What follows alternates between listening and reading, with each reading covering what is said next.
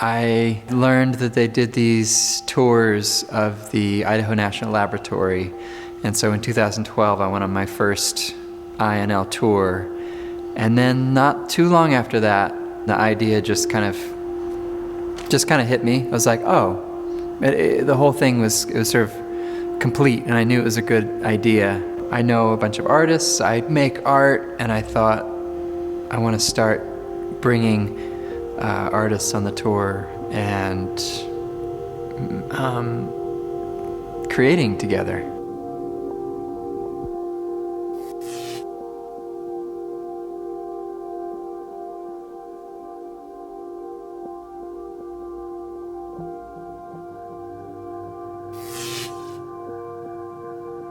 I mean, my dad did talk about it a little bit, not much. I was really young when he worked there, and he hasn't worked there for a really long time. But he had a few stories to tell, and one in particular about he was a draftsman, so he was hired to draw sketches and things, and for plans or whatever, and he was allowed to go into one of the libraries and look through all their images and their books and their documents for a part of his job, and he remembers very specifically looking at a folder full of photographs, and it was of waste dump stuff. And this is the only memory that really sticks true, because I asked him after we went on the tour, I asked him about this, and he said he just remembers a man coming in, looking over his shoulder and saying, "Oh, whoa, no, you're not supposed to look at those," and like grabbing them and then grabbing a couple of folders and walking them out. And then, so there was this, even then, I mean, there was this feeling of there are some things they don't want everybody to know. And that led me to start making that work about what can't be seen. So I only show portions of the images. And it was all about these distorted views, a lack of a complete story, and the desire to want to see a whole picture when it's not available to you.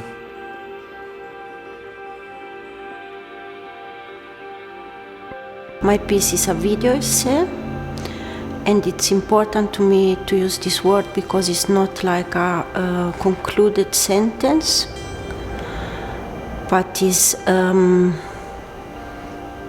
more like a progress and a work that can be finished, but also it's not, and it has a lot to do with the knowledge I have now about some parts of the history.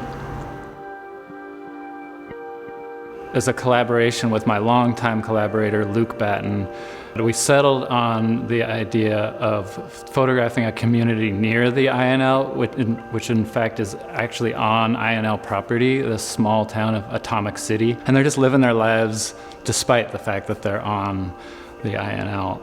To me, one of the most interesting things about that town is this little racetrack they have, and they have this series. So I was just like, okay, as soon as the racing season starts, we'll go there, photograph the races. And the first time I went by myself, and I was a little nervous getting to know the people there, but everyone that I did talk to was very welcoming, super nice, because it's actually a cool place to live, especially if you like the desert. It's really beautiful, but it's also bleak, and which I think adds to the beauty, just this stark landscape. But then you walk out, and then there's signs that say, "No trespassing, federal land," you know, and you're just like, oh. It's weird that you can't even just go for a walk a mile from your house without breaking the law. The experience of being part of this project was a bit overwhelming for me at first, visiting the site, knowing that there's materials in our own backyard that are going to be there for generations and generations that are never really going away.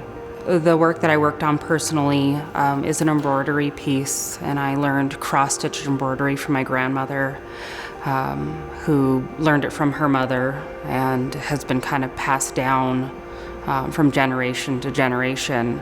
So the embroidery that I chose to do was, the initial symbol was the radiation symbol with yellow and magenta on a maroon background, and it was just a piece of fabric that I had from scraps of sewing from a project several years ago.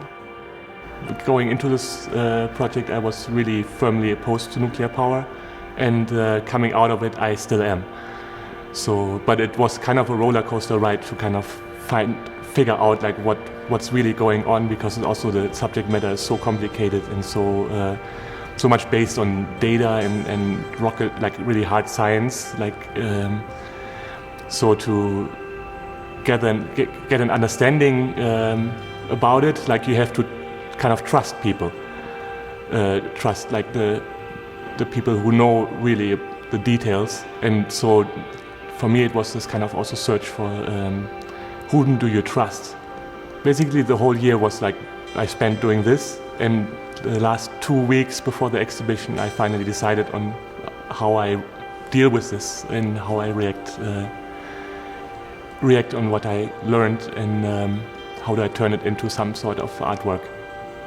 My piece is like I went back to the INL site and I charged this 100 amp hour battery with solar energy from the INL site. So it was kind of like removing this source of free energy from this place that's dedicated to creating nuclear energy.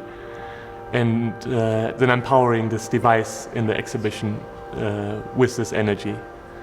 And the title of the work is Sunshine from the Lost River Desert, which is the name of the desert that the INL site is on.